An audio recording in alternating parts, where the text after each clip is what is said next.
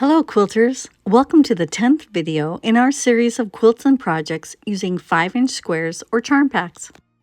Today's pattern requires 9 charm packs.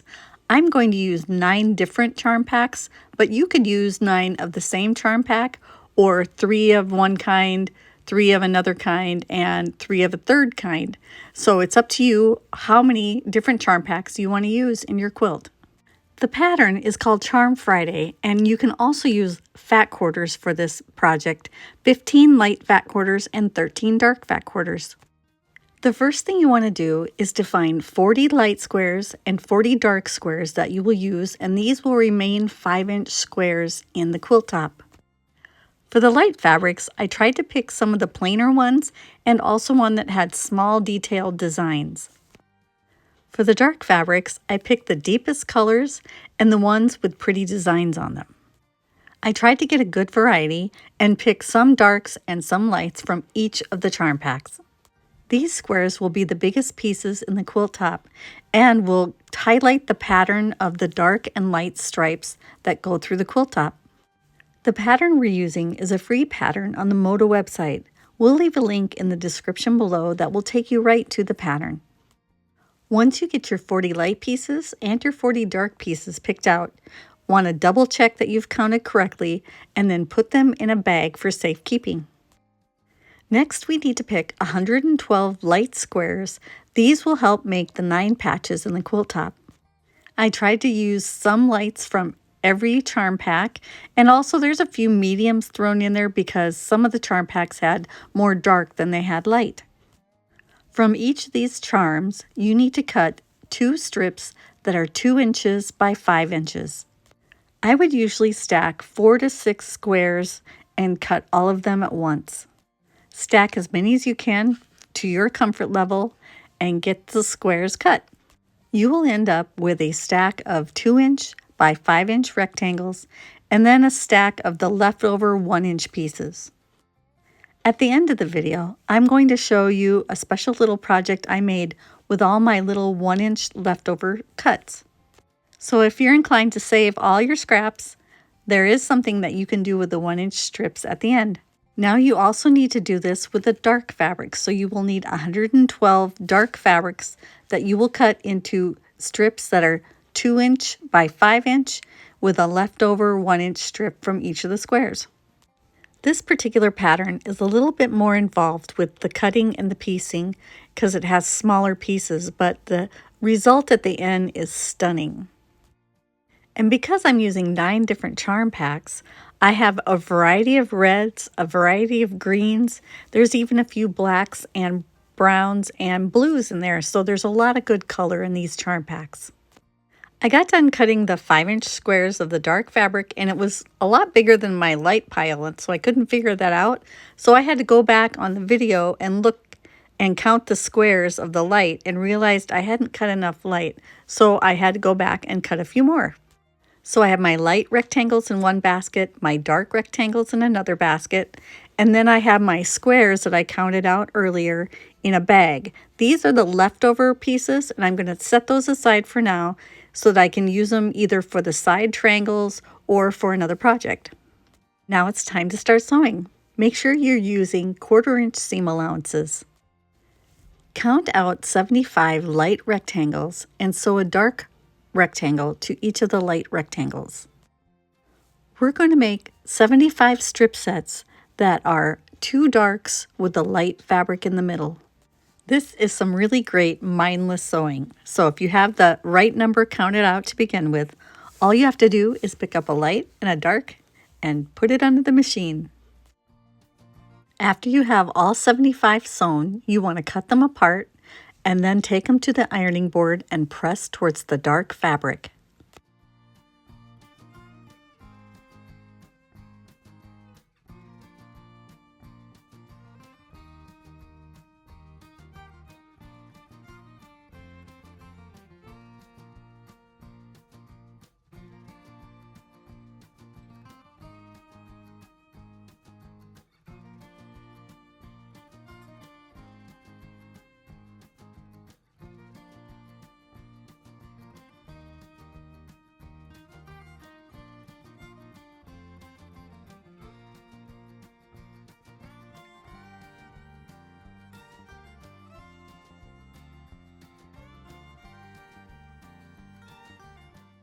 Once they're pressed, head back to the sewing machine to put the other dark rectangle on the other side.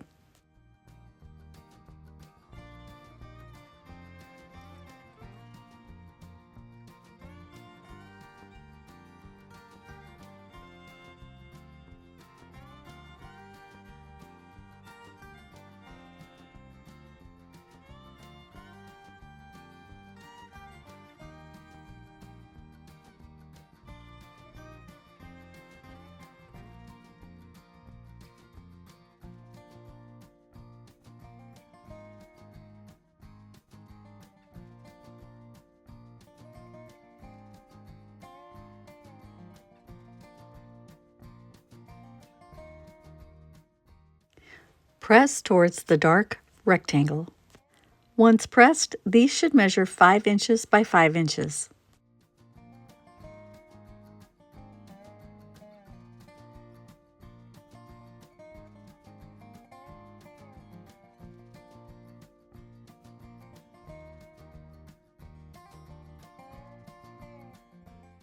Once you're done pressing, set the dark strip sets aside and we'll get to work on the light strip sets. Add light rectangles to opposite sides of the dark rectangle. You need to make 74 strip sets that have light on the outside and dark in the middle.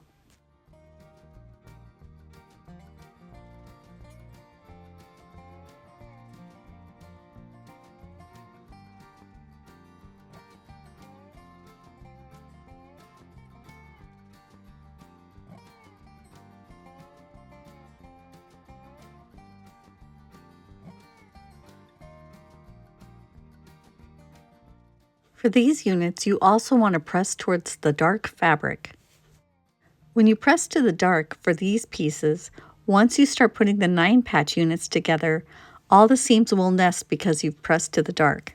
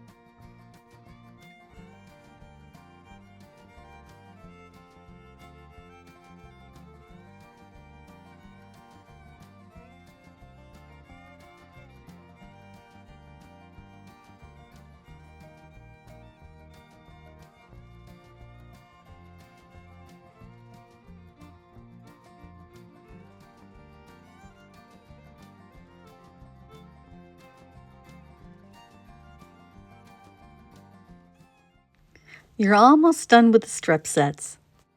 These two should measure 5 inches by 5 inches once they're pressed. Once you have the 74 light strip sets pressed, take all the strip sets to the cutting table.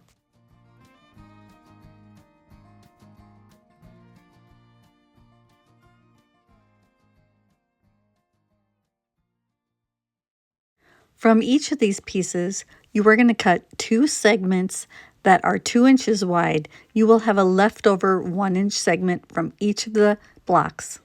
Now you can cut these one at a time as I'm showing you here, or you can cut multiples at once with a little bit larger ruler. I started cutting 3 squares at a time using my 6.5-inch ruler, but I quickly learned that I could cut a lot more if I stacked them longer and used my 12.5-inch ruler. You can stack and cut however many feels comfortable to you. Just make sure you have them lined up before you cut. And you can either throw away that little 1-inch piece or you can save them. At the end of the video, I will show you a special project I made with the 1-inch cuts from the first time around and these 1-inch cuts.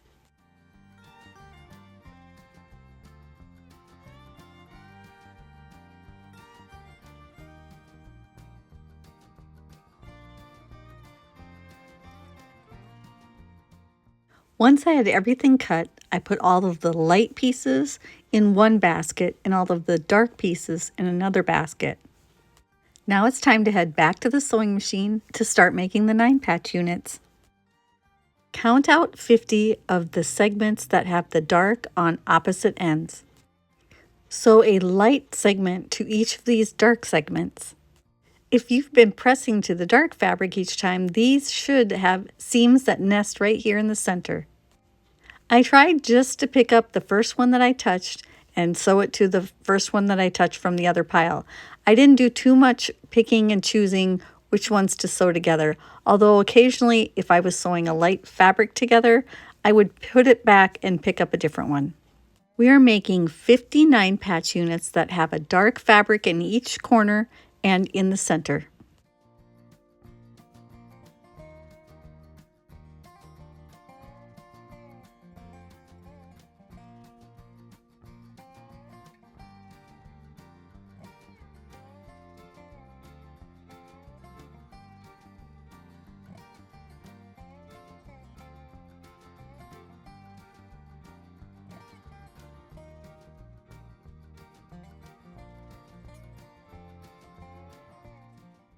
I pressed towards the unit that had 2 dark squares, but you could also press these seams open from the back side. Pressing to one side is generally a little faster than trying to press the seams open.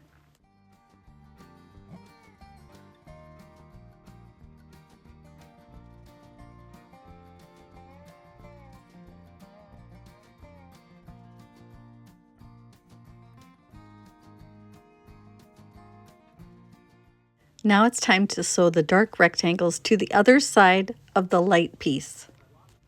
Once you get these sewn and pressed, they should measure 5 inches by 5 inches.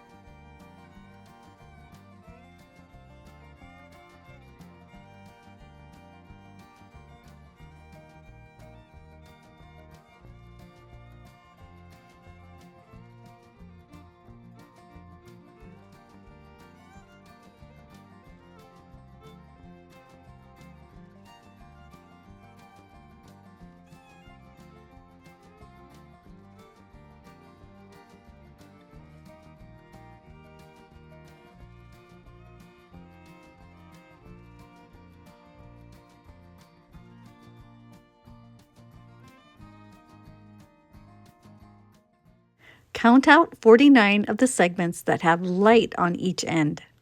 Sew a dark segment piece to each of these rectangles. We're making 49 9 patch blocks that have light fabric in each of the corners and the middle square.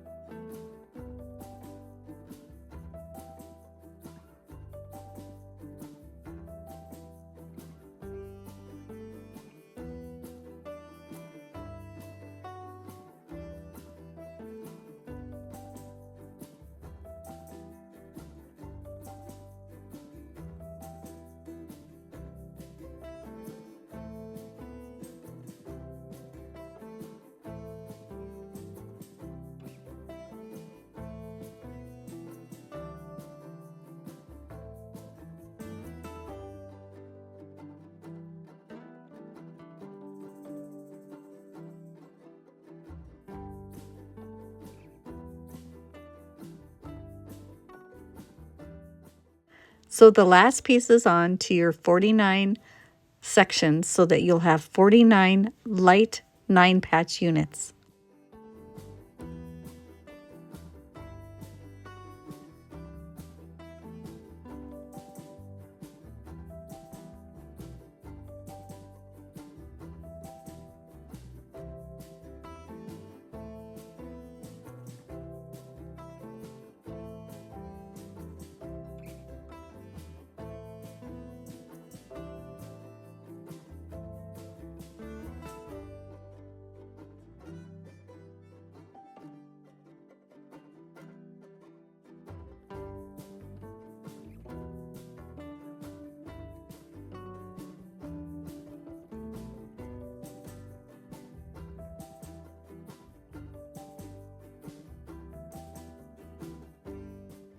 Now when you're piecing the rows together, you're going to have light rows and you're going to have dark rows. I chose to work on the dark rows first. For the dark rows, you're going to make 2 each of rows that have 1 9 patch, 3 9 patches, 5 9 patches, 7 9 patches, and 9 9 patches. Between the 9 patch blocks, you will use the dark squares that you set aside earlier. When setting these up, I decided to wait and see how the quilt looked without the setting triangles before I decided on the fabric I wanted to use for that.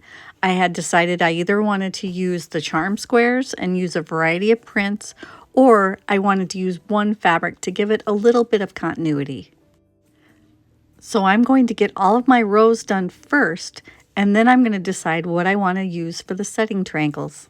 Working on just the dark rows is going to help make sure that I don't use the light 9 patch units in the wrong place or the light or dark squares in the wrong place.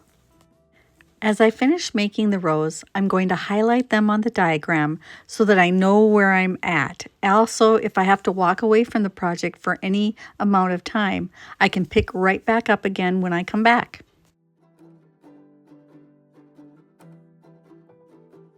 Once I finish with my dark rows, then I'm going to start making the light rows.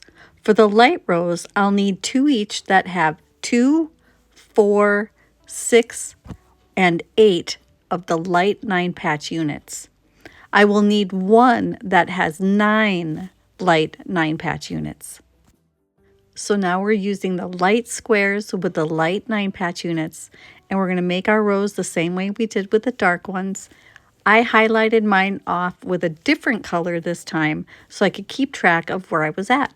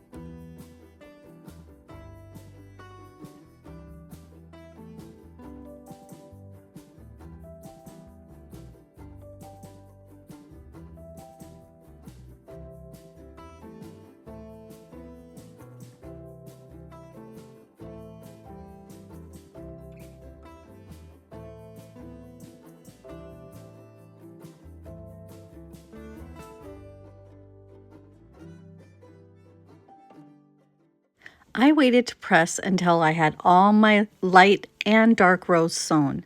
When you're pressing the rows, you always want to press towards the charm square. So for every row, press towards the 5-inch square.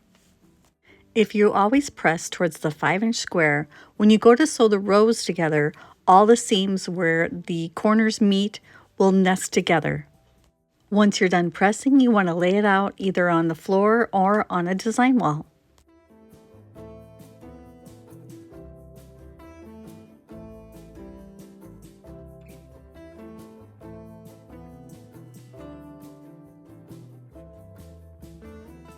Once I got mine laid out, I decided I wanted to keep going with the scrappy theme, and since I had a large number of green 5-inch squares left over, I decided to cut them up for my setting triangles. The directions on the pattern tell you to cut corner to corner for the setting triangles, but if you cut a 1/4 inch away from the diagonal line that goes corner to corner, you will have a seam allowance on the very edge that you will be able to not cut off the tips of your 9 patches on the edge of the quilt. You will need 36 5-inch squares to do it this way. If you want to cut all of your squares from a single fabric, you would need 18 squares that are 5 3/4 by 5 3/4. That would be about 2/3 of a yard of a single fabric to make all the squares. I like to oversize my squares a little bit so that I can trim it down later. I picked 2 matching squares and cut them diagonally corner to corner for my corner triangles. Now you can pick up all the rows except for the 3 middle rows that all have 9 patches in them. On each side of the rest of the rows, you can put triangles for the setting triangles. The triangles on the opposite ends should mirror each other. Press towards the triangles and then put the rows back in place on your design wall. The last 3 rows, you will want to pin the triangles in place before you sew them. 2 of the rows have corners, so you want to watch the placement of the triangles. Sew those triangles into place and the last 2 corners, press and lay them out again on your design wall. Label each of the rows and then you can start sewing the rows together. I found it easiest to mark the rows from the top and the right side. Sew rows in sets of 2 and then 4 until it's all sewn together. For my quilt, I did decide to add a 2.5 inch cut border all the way around that would match the binding I picked. It made the quilt just a little bit bigger and I didn't have to worry about cutting into any of the points of the 9 patch units. I quilted it on my long arm quilting machine and I used a light green thread for the quilting thread. I used a simple stipple design and I love the way that the quilt turned out. Up close, it looks just like a scrappy quilt, like you just threw it all together. But when you pull back a little bit, you start to see the plaid look from the lines that are dark and light. It has such a cool effect, and I love the way it makes your eyes dance around the quilt to look at all the different fabrics. For the backing, I picked a Christmas print that I loved. It's got Christmas sweaters and hats and mittens and little swirls on it. And it's the red version of one of the fabrics that's on the front of the quilt. In fact, this red version is also on the front, but it's cut up into little small pieces. It's right next to this green matching piece. Now I'm going to show you what I did with all those leftover little pieces. I just kind of made this up as I was going along. So it started out by just sewing the 1 inch pieces together, and I had 5 of them together, except there were a few times I had 6 just so I could use them all up. And then I added the leftover charm squares that I didn't use in the big quilt, and I pulled some strips out of my strip bucket that went nicely with the other fabrics until I had blocks made that were 5 inches by 5 inches. I ended up with 75 blocks, so I left 3 of them out and made an 8 by 9 setting for a small quilt. I just did some very simple quilting on the front with straight lines and some little squiggly lines. And on the back, I had used the leftover backing from the big quilt to make the backing for this quilt. It's nothing fancy, but I think it has a really fun look to it because of all the straight lines going up and down. I didn't quite have enough of the backing fabric for the entire quilt top, so I used some backing left over from another project and some of the leftover triangles that I had used for the setting triangles of the big quilt.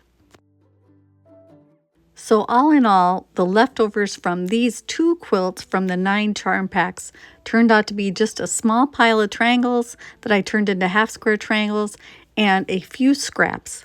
I started this quilt with 64 charm packs, and then I added 6 charm packs, but then I used 9 on this quilt. So I am down to 61 charm packs. I'm pretty proud of that. We hope you'll remember to hit the like button, leave a comment for us, share with your quilting friends, and subscribe. Thanks for watching, and happy quilting!